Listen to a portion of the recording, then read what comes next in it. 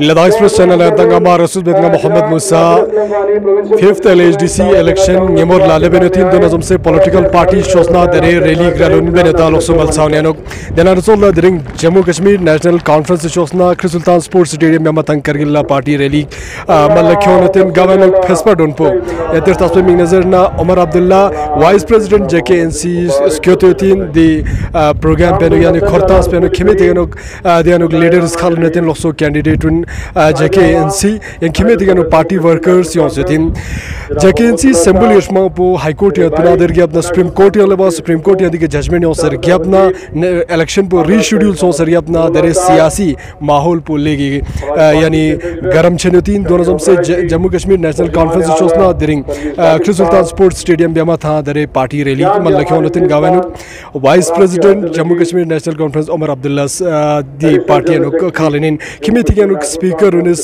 Jammu Kashmir national conference यानी समसे candidate देर से भी सोदने का तो क्वा वोट तो जरे दी रैली नु को जरे नती नता सपा रिपोर्टर लपचुगने यंतल तेंजुक Sheikh Ladakh express Jammu Kashmir national conference Jammu Kashmir national conference Jammu Kashmir national conference जब तक सूरज चांद रहेगा एनसी तेरा नाम है जब तक सूरज चांद रहेगा एनसी तेरा नाम रहेगा जब तक सूरज चांद रहेगा एनसी तेरा नाम रहेगा जब तक सूरज चांद रहेगा एनसी तेरा नाम लहरा है कश्मीर के झंडे लहरा है कश्मीर के झंडे लहरा लो जवानों पीर के झंडे लो जवानों पीर के झंडे बाजुए बेशमशीर के झंडे बाजुए बेशमशीर के झंडे लो जवानों पीर के झंडे बाजुए बेशमशीर के झंडे हलवाले दिलगीर के झंडे हर सू लहरा हर दम लहरा हर सू लहरा हर दम लहरा काबा कयामत पे हम लहरा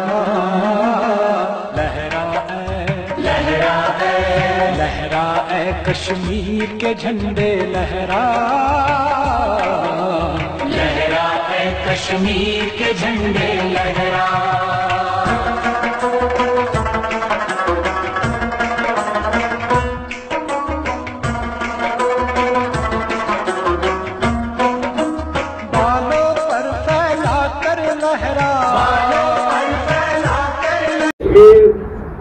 को हुकूमत वक्त ने जो है यूटी में तब्दील कर दिया 2 हफ्ते में तब्दील कर दिया हमारे असर से हमको अलग कर दिए लद्दाख को जो है यूटी बनाया काशी हमारे जलके को भी यूटी बना के छोड़ा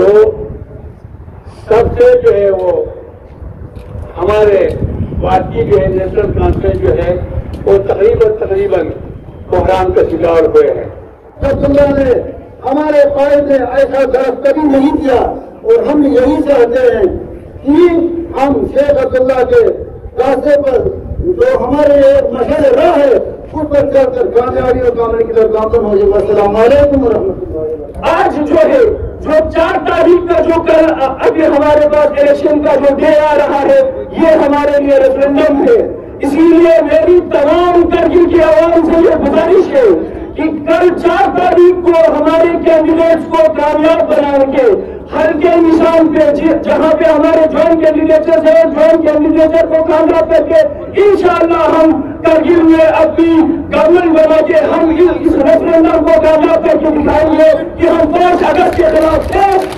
और यूपी गवर्नमेंट का सबसे बड़ा आफ्टर बाइफर्केशन ऑफ स्टेट ये दावा था कि हम लद्दाख को जम्मू एंड कश्मीर को डेवलपमेंट के रास्ते पे लेके आना चाहते हैं। आप मुझे ये बात बता दीजिए कि जम्मू एंड कश्मीर के बाइफर्केशन के बाद आपके अभी तक लद्दाख में इंडस्ट्रियल पॉलिसी तक आपका जो है लागू नहीं हुआ है। एक आइडिया स्कीम जो कि सेंटर में भी आपकी हुकूमत है आपकी स्टेट में भी आपकी ऐसी इंतजामिया है लेकिन 5 साल हो गए एक भी आइडिया स्कीम इंडस्ट्रियल डेवलपमेंट के लिए आप अप्रूव नहीं कर पाए। मैं आपको आपको ये आया करना चाहता हूँ आप सबको कि जो ये क्लेम्स करते हैं कि हम इंडस्ट्रियल पॉलिसी लाके लद्दाख के एंटरप्रेन्योर्स को आगे लेके आना चाहते हैं, लेकिन बदकिस्मती की बात है आज तक जो है आईडीएस स्कीम को वो लॉकडाउन के जो है 5 साल होने 5 से 6 साल होने को आ रहे हैं, उसके बाद भी जो है उसको आईडीएस स्कीम को ग्राउंड पे लेके नहीं आ पा रहे हैं। वो टिक न सके और हमने हल्का निशान दोबारा वापस लाया। आज इस मैदान में हल्का निशान ले रहा है। इंशाअल्लाह 8 तारीख को जब इलेक्शन होगा गुलशन में भी हल्का निशान इंशाअल्लाह ले लेगा। ये इंशाअल्लाह में पूरी हुए थे। उमर साहब, मैं करीम कोर्ट की तरफ से सिर्फ आपको कुछ बातें जरूर बताना चाहूंगा। जो कुछ हमारे एजी और चार्जशीट ने जितना दम था उतना उससे भी ज्यादा उन्होंने हम पर सुनना है यहाँ पर हमारे हक के निशान को रोकने के लिए, लेकिन हम भी रुकने वाले नहीं थे। हमने भी इनको अल्लाह की मदद की मदद से उनका मुकाबला किया और हक का निशान ला के उन लोगों को ऐसा चप्पल मारा है कि जिंदगी भर वो लोग याद रखेंगे। वालों को बात करना चाहिए। मैं एजी साहब के मन से जरूर बताना चाहूंगा, एजी साहब आप एक रिटायर्ड आर्मी ऑफिसर हैं, रिटायर्ड आर्मी की हम इज्जत करते हैं, लेकिन आपको न्यूट्रल चलना होगा। आपको बीजेपी का कैलेंडर बन के नहीं चलना होगा। अगर आप कैलेंडर बन के चलेंगे तरकीब जो हम खामत करने वाली नहीं है, क्योंकि तरकीब जो हम अमन पसंद ही है तो अपना हक लेकर लेना भी चाहती है लड़के, वो आपको वह हटाने को हम बता देंगे। इसलिए मैं एजी साहब और उनकी एडमिनिस्ट्रेशन को इस से बताना चाहूंगा, आप ज्यादा नेशनल कांफ्रेंस के साथ मत छेड़िए। अगर आप छेड़ोगे आप आपके साथ छेड़ रहे हो। छेड़ों के जो है जैसे कांग्रेस वालों को बहुत सारे तो आज हमें इस तरह से मदद की कि हमने सर जो है ऊंचा हो गया तो हमें जो है ये जो सकूल थी जिसको रोकने के जिस सकूल के जो है निशान को जो रोकने के लिए इसको जो है पैसा चलाने की जो है क्या करें कि दिल्ली तक की जो है ये लगाई, लेकिन यहाँ आके जलसा भी नहीं करता। तब भी मेरे जो उम्मीदवार यहाँ सामने बैठे हैं आपकी जमानत जब्त करके यहाँ से कामयाब होकर जाते हैं। इनका नाम लेने से ना इनका एक वोट ज्यादा बढ़ेगा, ना इनका नाम ना लेने से इनका एक वोट कम हो जाएगा। बल्कि मुझे लगता है इनका अगर मैं नाम ना लूं और लोग समझ जाए कि क्या साजिश के तहत मैं अपने साथियों का नाम नहीं ले सकता हूं, तो शायद आपके 5-10 वोट करके इनके हक में चले जाएंगे। मुझे पूरा भरोसा है। मैदान में कांग्रेस के साथ मिलके यहाँ इलेक्शन लड़ा जा रहा है और बीजेपी का मुकाबला है। आए हैं यहाँ साथियों के साथ बैठने के लिए, यहाँ के हालात का जायज़ा लेने के लिए और उनको 4 अक्टूबर को जो पोलिंग डे है उसके लिए बेस्ट ऑफ लक करने के लिए। और क्या है सर, स्मार्ट मीटर्स का इस वक्त इशू चल रहा है सिटी में, इस पे आप क्या कहें? किस चीज़ का? बिजली के जो स्मार्ट मीटर्स का जो इशू चल रहा है। पहले तो समझ में नहीं आता ये स्मार्ट मीटर आया कहाँ से, क्योंकि इससे पहले इन्होंने कहा था कि डिजिटल मीटर, पहले तो पुराने मीटर लगे थे, फिर डिजिटल मीटर आए और कहा ये सबसे ज़बरदस्त मीटर है, इनसे बेहतर कोई मीटर हो ही नहीं सकता। मजबूर किया सबको, सबों ने डिजिटल मीटर लगाए। डिजिटल मीटर लगते ही फिर स्मार्ट मीटर आने शुरू हुए और इन स्मार्ट मीटरों का अभी तक किसी को ये हिसाब किताब समझ नहीं आया। अब मुझे डर इस बात का है कि जैसे ही ये स्मार्ट मीटर लगने ख़त्म हो जाएं तो ये कोई नया किस्म का मीटर लगाएंगे। पहले तो मैं ये पूछना चाहता हूँ ना, अब इससे पहले जो डिजिटल मीटर लगे थे वो कहाँ गए, उनका क्या इस्तेमाल हुआ? क्योंकि उस पर भी पैसा लगा होगा। क्या हम मान के चले कि वो पैसा ज़ाया हुआ? और अगर आपने स्मार्ट मीटर लगाने ही थे तो फिर वो डिजिटल मीटर किस लिए?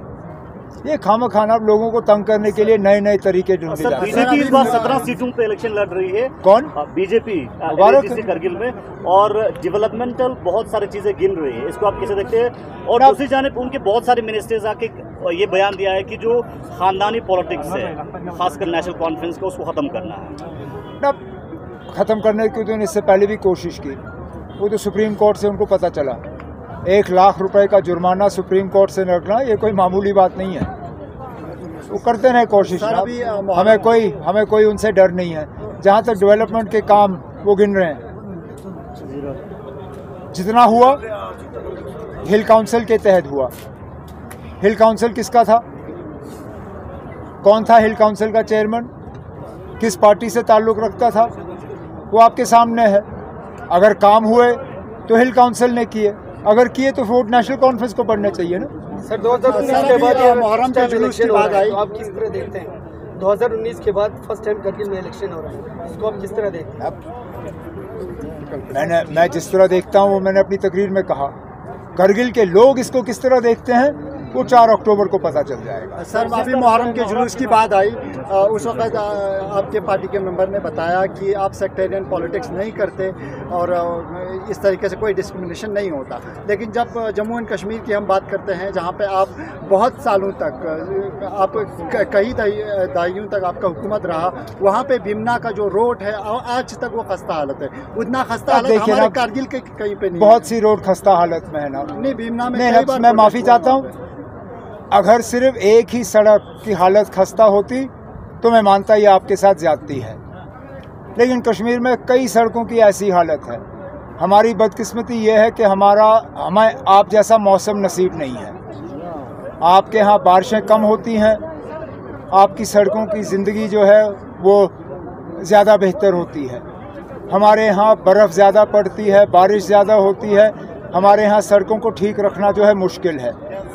इकलौता बेमना की ये सड़क की हालत नहीं है। मैं आपको कश्मीर में कई ऐसी सड़कें दिखा सकता हूँ जिनकी हालत खस्ता है। इसको आप ना मज़हब के साथ देखें ना सेक्टेरियन के साथ देखें, ये हमारी लापरवाही समझ लीजिए, लेकिन इस लापरवाही का निशाना सिर्फ एक कौम नहीं है, ये कई जगहों पे मुसीबत है। सर जिस तरह एनसी के साथ जो कोलिशन है सर, एनसी के साथ जो कोलिशन किया है सर कारगिल में, जो क्या ये हिल कौंसिल के इलेक्शन तक ही रहेगा कि आगे भी रहेगा सर? आगे है ही क्या? आगे है ही क्या ना? आपके पास कुछ है नहीं।